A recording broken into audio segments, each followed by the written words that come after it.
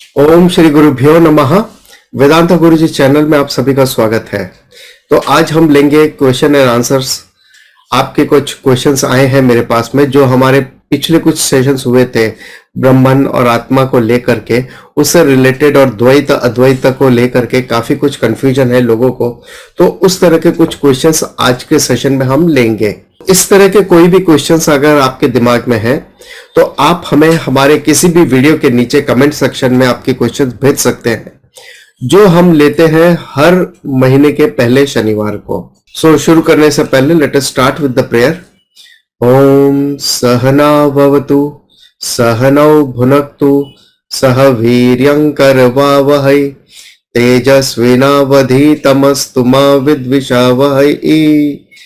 ओम शांति शांति शांति ओम। सबसे पहला क्वेश्चन है जिशान खान जी का। वो पूछते हैं, सर मन जड़ है कि चेतन है? क्या जो हमारा माइंड, मनस यानी अंतःकरण की बात हो रही है यहाँ पे, या मन भी ले लो डायरेक्टली, तो वो जड़ यानी इनर्ट है या वो चेतन है?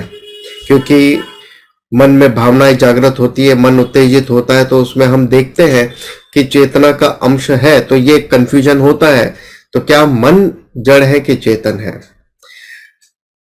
देखिए, मन, बुद्धि या मन को हम यहां पे ले लेते पूरा अंतःकरण, जिसमें मन, चित्त, अहंकार, बुद्धि, ये सारी बातें आ जाती है, वो जड़ है। इसके अलावा ये शरीर, ये जड़ है, ये इंद्रियां, ये भी जड़ है।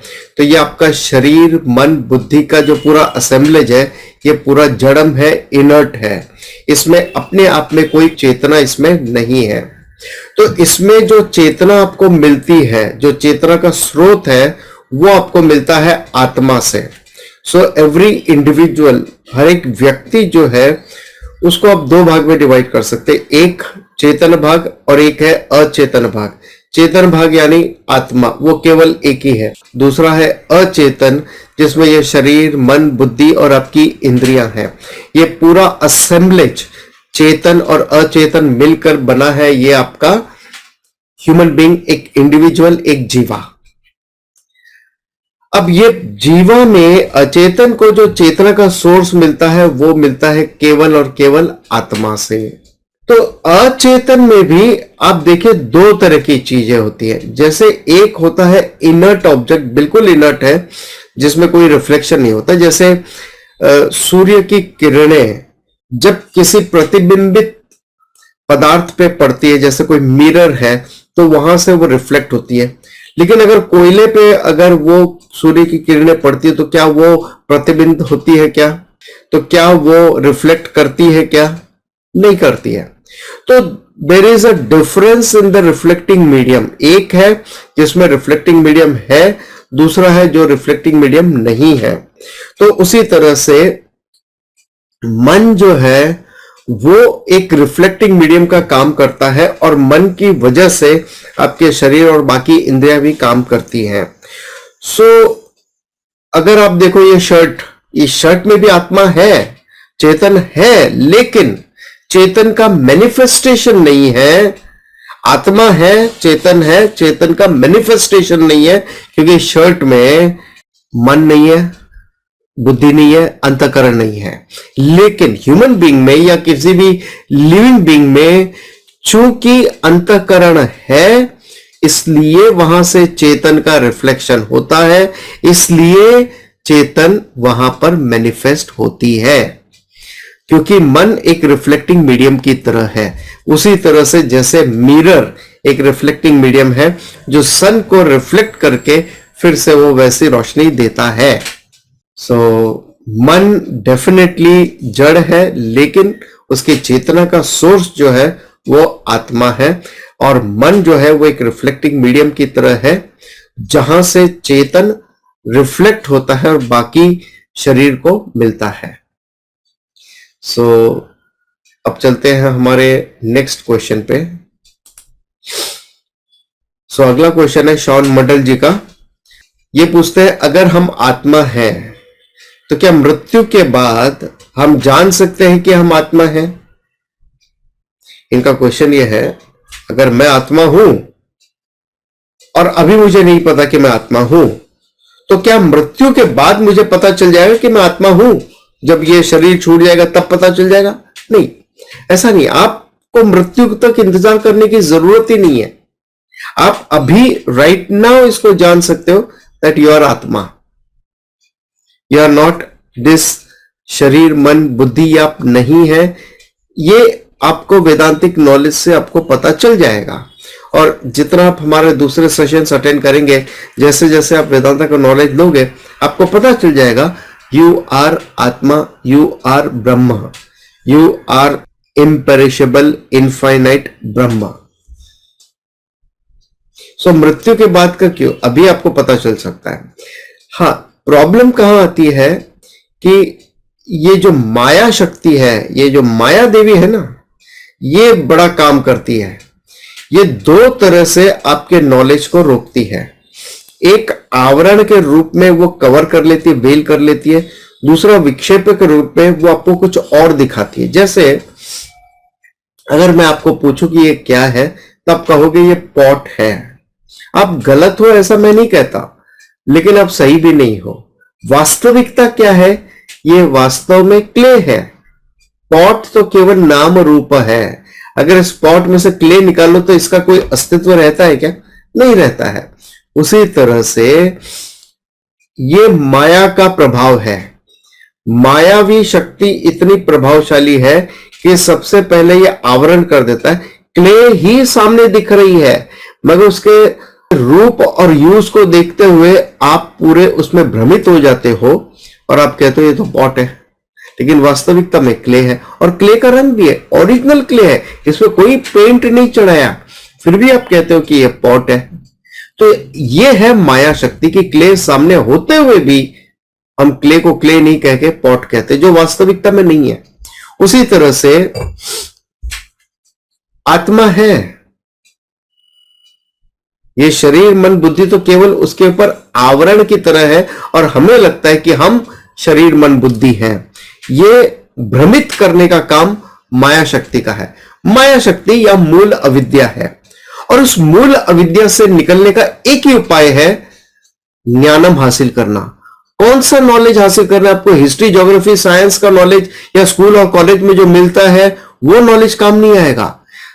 एक सिस्टमेटिक वेदांतिक नॉलेज जो आपको मिलता है, आत्मज्ञानम जो आपको मिलता है, आपके गुरु के सानिध्य से जो आपको ये नॉलेज मिलता है, जो सही ढंग से आपको दिया जाता है, उस नॉलेज से आपका ये इग्नोरेंस चला जाएगा।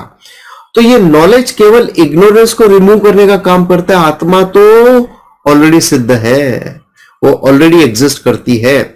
सो वो आपको रिवील हो जाएगी।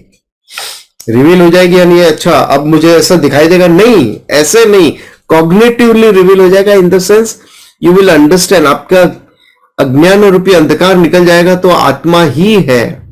आत्मा need not give any proof. आत्मा को कोई और वस्तु से देखने समझने की जरूरत नहीं है, वो अपने आप में स्वयं सिद्ध है। जिस तरह से सूर्य को देखने के लिए कुछ और चीज की जरूरत नहीं है, किसी और टॉर्च की जरूरत नहीं है, वो स्वयं सिद्ध है। So you just have to drop the ignorance. How? ये वेदांता शास्त्र के नॉलेज को हासिल करके रेगुलर सेशन अटेंड करने से आपको ये नॉलेज मिल जाएगा। और अगर आपको इसी तरह के वेदांतिक नॉलेज, भगवत गीता का नॉलेज चाहिए, सिस्टमेटिकली ऑथेंटिक नॉलेज चाहिए, तो हमारे साथ टेलीग्राम का लिंक नीचे दिया, उसके साथ आप जुड़ जाइए और जहां अपडेट्स भी मिलते रहते हैं, जिसकी वजह से आप वो हमारे सेशन ज्वाइन कर सकते हैं। So let's move on to the next question. आत्मा अनंत है, सर्वव्यापी है, निराकार है, फिर आत्मा शरीर कैसे धारण करती है? अगर ये आत्मा अनंत है, जो सर्वव्यापी है, जिसका कोई आकार नहीं है, जबकि इस शरीर का अपना एक बिगिनिंग है, बर्थडे है, डेथ डे है, इस शरीर का अपना एक आकार है जो सीमित है, ये शरीर सर्वव्यापी नहीं है, तो आत्मा जो सर्वव्यापी होते हुए ये शरीर को कैसे धारण कर सकती है भला? बिल्कुल वैलिड क्वेश्चन है, बहुत ही सही क्वेश्चन है ये। आत्मा नेवर अज्यूम्स द बॉडी। आत्मा कोई शरीर धारण नहीं करती है कि भाई चलो ये शरीर है, इसमें आत्मा आ गई, अब मैंने ये शरीर ले लिया है, इस तरह से ऐसा कुछ नहीं होता है।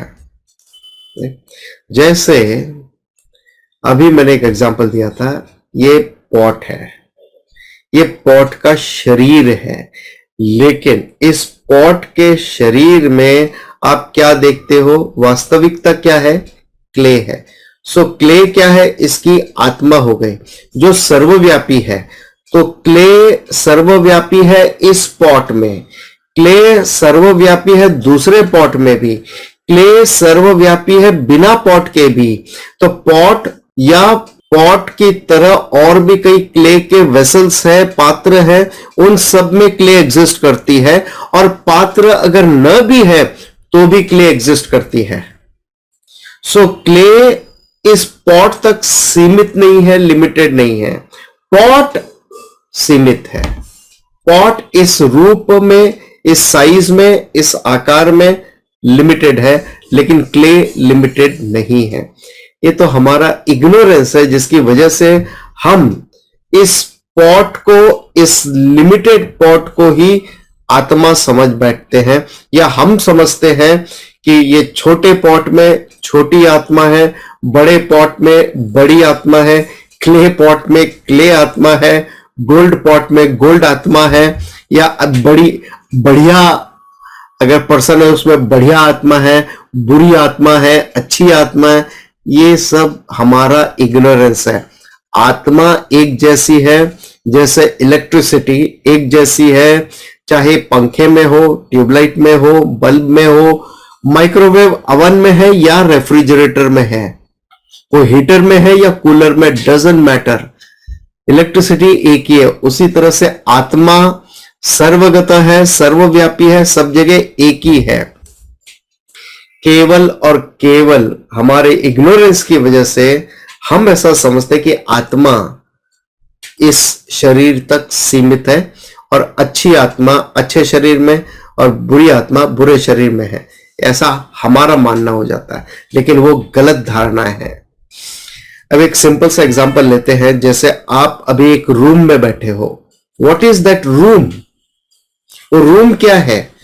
रूम आप किसको कहते हैं? ये चार दीवारी के बीच में जो एक है उसको हम कहते हैं ये रूम स्पेस है, ये बेडरूम स्पेस है, ये किचन स्पेस है, ये ग्राउंड स्पेस है। किस आधार पे आप ये कहते हो? ये वॉल के आधार पे। अगर वॉल नहीं है तो स्पेस को आप कोई लिमिट कर सकते हो क्या? नहीं। तो room is defined by the walls, not by the space. Space limited नहीं है, रूम लिमिटेड है because of the walls. Walls तोड़ दो, स्पेस ऑल परवेसिव है। उसी तरह से आत्मा is confined, limited because of this body. आप कह रहे हो, बट वास्तविकता में आत्मा लिमिटेड नहीं है इस शरीर तक। वो तो सर्वगत है, सर्वव्यापी है, हर शरीर में और बिना शरीर के भी है, एंड दैट इज द आत्मा स्वरूप। तो आपने सही कहा कि आत्मा अनंत है, सर्वव्यापी है, निराकार है। वो कैसे शरीर धारण कर सकती है? क्योंकि वो शरीर धारण कर ही नहीं सकती है। बिल्कुल सही। लेकिन ये हमारा इग्नोरेंस है जिसकी वजह से हम कहते हैं कि इस शरीर में आत्मा है। और जो लोग कहते हैं कि मरने के बाद में आत्मा निकल जाती है एक शरीर से और फिर बाद में वो आत्मा दूसरा शरीर धारण करती है, यहां पे आपको समझना होगा आत्मा के दो अलग अलग मायने हैं। पहला मायना है कि आत्मा जो सर्वगत है, सर्वव्यापी है, वो परमात्मा है। दूसरी बार जब आप कहते हो आत्मा इस शरीर को छोड़ के चली गई और दूसरे शरीर को धारण कर लिया, तो वहां पे आप अंतःकरण, सूक्ष्म और कारण शरीर की बात कर रहे हो।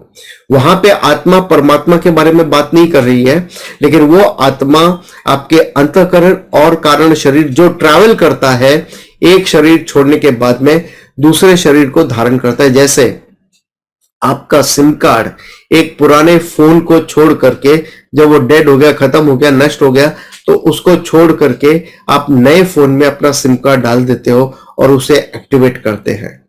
उसी तरह से उसे भी आत्मा कहते हैं। सो ये दो आत्मा का भेद हमने पिछले सेशन में बता दिया था, तो आप उसको जाके जरूर से देख लें। So let's move on to the next question. Shankar ji का यह क्वेश्चन है, गुरुजी मेरा एक प्रश्न है कि अद्वैत के अनुसार सृष्टि के कण कण में भगवान है और ब्रह्म सत्य है, जगत मिथ्या है, परंतु सृष्टि तो समय के साथ चेंज होती ही है, फिर भगवान कण कण में कैसे है, क्योंकि ब्रह्म तो सत्य है।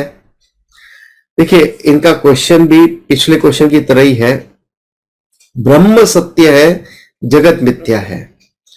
और ऐसा सुनने में आता है कि कण कण में भगवान है, लेकिन ये कण कण जो है ये तो कॉन्स्टेंटली बदल रहा है, और भगवान तो चेंज होते नहीं है, भगवान तो फिक्स रहते हैं हमेशा, वो एक जैसा है, वो बदलाव नहीं होता उसमें। तो अगर कण कण बदल रहा है तो भगवान को भी बदलना चाहिए, लेकिन भगवान नहीं बदलते, कण कण बदल रहा है। तो ये जो सत्य है वो बदल नहीं सकता, वो पेरिश नहीं हो सकता, और जो बदल रहा है वो पेरिश होता है। बदलना या पेरिश होना आर सिनोनिम्स। तो ये कैसे संभव हो सकता है कि भगवान कण कण में भी है हम कहते हैं, और कण कण बदल भी रहा है, और जबकि भगवान वो नित्य है, वो कभी नहीं बदलता, वो कभी नहीं बदलता, वो कभी नष्ट नहीं होता। सो एक चीज आपको अच्छे से समझनी होगी, यहां पे एक मिसअंडरस्टैंडिंग है यहां पर, जो कहते हैं भगवान कण कण में है, तो अगेन यहां पे द्वैतम भाव आ जाता है, कण कण अलग है, भगवान अलग है। उस एक एक कण में भगवान जाके बैठा हुआ है। जैसे हर एक जीव में आत्मा है, उसी तरह हर एक कण में भगवान है। या आप ये कह लो कि हर एक पॉट में के कण कण में क्ले है। क्या यह सत्य वचन है? नीचे कमेंट करके बताइएगा आप पॉज करके वीडियो को, कि क्या आप ये कह सकते हो इस पॉट के कण कण में क्ले है? नहीं, कण कण क्ले ही है। There is a difference in the vision. जब आप कहते हो कण कण में क्ले है और कण कण ही क्ले है, these are two different things. क्योंकि जब आप कहते हो कण कण में भगवान है, तो वहां पे कण और भगवान ये दो द्वैतम हो गया भाव।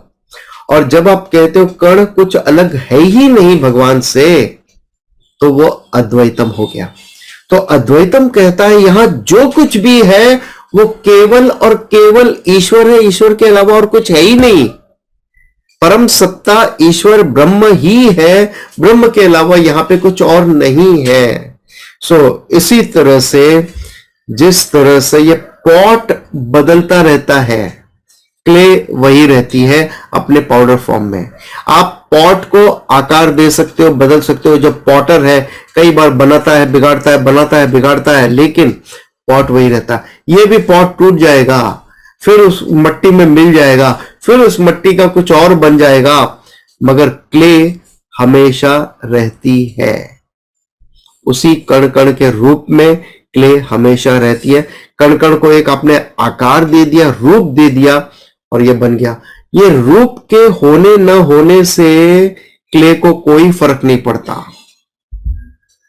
जिस तरह से एक और एग्जांपल लेते हैं यहां पे, जब आप मूवी देखने गए थे पिछली बार, कोई भी मूवी आपने देखी होगी, उसी सिनेमा घर में आज आप फिर भी एक मूवी देखने जाते हो सकता है उसी हॉल में आपको देखने मिले, वहीं पर आपने उसी स्क्रीन पर आपने एक मूवी देखी थी पहले, आज दूसरी मूवी देख रहे, स्क्रीन वही है, वो सत्य है। मूवी आती जाती रहती है, और बिना स्क्रीन के ये मूवी का प्रोजेक्शन पॉसिबल नहीं है।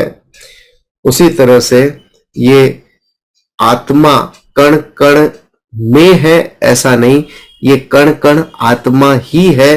ये रूप आकार बदल सकते हैं, लेकिन ईश्वर ब्रह्म वही है, वो कभी नहीं बदलता। इस बदलते हुए संसार में आत्मा नित्य है, इटर्नल है, निराकार है। अगला क्वेश्चन है, ये ब्रह्म सिंह जी का एक क्वेश्चन है, वो यहां पे रेफरेंस दे रहे हैं भगवत गीता का, और भगवत गीता का रेफरेंस देते हुए वो यहाँ पे ये सवाल करना चाहते हैं कि एक जगह, और उन्होंने कोट किया है 13वें अध्याय के 32वें श्लोक में कहा कि आत्मा सर्वत्र स्थित है और सर्वत्र पूरे शरीर में, पूरे देह में सर्वत्र स्थित होते हुए भी वो लिप्त नहीं होती। और दूसरी तरफ 18वें अध्याय के 61वें श्लोक में भगवान बोलते हैं कि ईश्वर सब प्राणियों के हृदय में स्थित है। तो एक तरफ कहा कि ये आत्मा या ईश्वर या ब्रह्म जो है वो सर्वत्र है फिर भी लिप्त नहीं होती, और दूसरी तरफ कहा कि वो सर्वत्र नहीं, वो हृदय में है। तो अब इनका क्वेश्चन ये उठता है कि आत्मा शरीर में सर्वत्र स्थित है अथवा हृदय में स्थित है। देखिए, आत्मा तो सर्वगत है, जैसे इलेक्ट्रिसिटी सर्वगत है, लेकिन अगर आपके घर की इलेक्ट्रिसिटी चली जाती है तो आप क्या करोगे? आप कहां चेक करोगे? आप पंखा चालू करके देखोगे कि आ रही कि नहीं आ रही, आप लाइट चालू करके देखोगे, आप फ्रिज को देखोगे, आप दूसरे रूम में देखोगे, तो आपको समझ में आएगा कि आपके घर की इलेक्ट्रिसिटी नहीं है। फिर आप पड़ोसी के घर में जाके देखोगे उनकी लाइट चल रही है कि नहीं चल रही है, तो आपको पता चलेगा कि इलेक्ट्रिसिटी नहीं है। तो क्या इलेक्ट्रिसिटी केवल उस इलेक्ट्रिक बल्ब या फैन तक सीमित है? नहीं, electricity throughout it is there. वो वायर में भी है, लेकिन वायर में क्या वो मैनिफेस्ट होती है? नहीं। बल्ब से वो मैनिफेस्ट होती है, पंखे से वो मैनिफेस्ट होती हुई दिखाई देती है, रेफ्रिजरेटर से, अवन से वो मैनिफेस्ट होती हुई दिखाई देती है, लेकिन वायर में आपको दिखाई नहीं देती, या वो सूक्ष्म रूप से आपको दिखाई नहीं देती है वो इलेक्ट्रिसिटी है या नहीं है। या बल्ब अगर फ्यूज हो गया है आपका, तो आपका जो फ्यूज बल्ब है उसमें भी इलेक्ट्रिसिटी दिखाई नहीं देगी क्योंकि उसका फिलामेंट चला गया। But electricity is all pervasive. उसी तरह से एक और एग्जांपल लेते हैं हम यहां पे, जैसे पूरा एक देश है, देश में अगर आपको सरकार से मिलना है तो आप कहां जाओगे?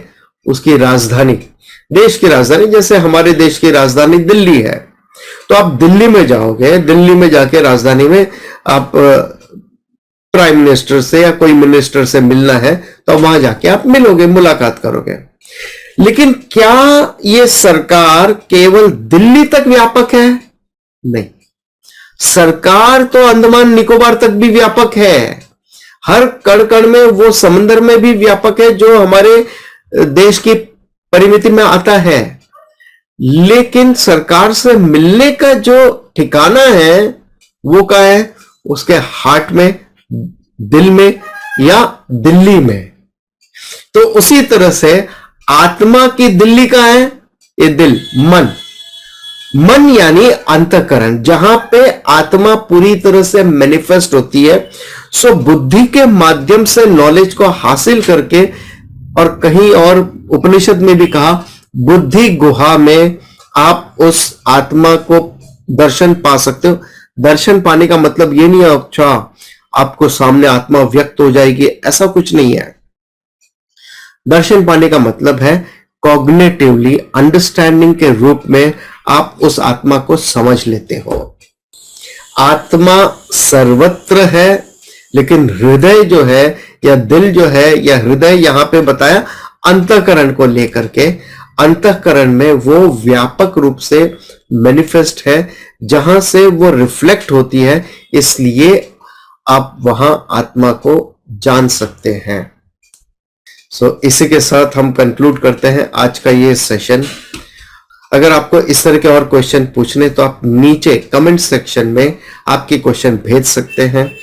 और अगर ये वीडियो आपको पसंद आता है तो आप लाइक करें, दूसरों के साथ शेयर करें, और ये चैनल अगर अब तक आपने सब्सक्राइब नहीं किया है तो आप इस चैनल को भी सब्सक्राइब कर लें। यहां आपको मिलता है ऑथेंटिक वेदांतिक नॉलेज, जो हमने गुरुकुल में रहकर, जैसे गुरु के सानिध्य में रहकर जो नॉलेज हासिल किया, वही नॉलेज हम आप तक पहुंचाने का प्रयास करते हैं। ओम तत्सत। Let's conclude with the prayer. ओम पूर्णमदः पूर्णमिदं पूर्णात् पूर्णमुदच्यते पूर्णस्य पूर्णमादाय पूर्णमेवावशिष्यते। ओम शांति शांति शांति। हरि ओम। ओम।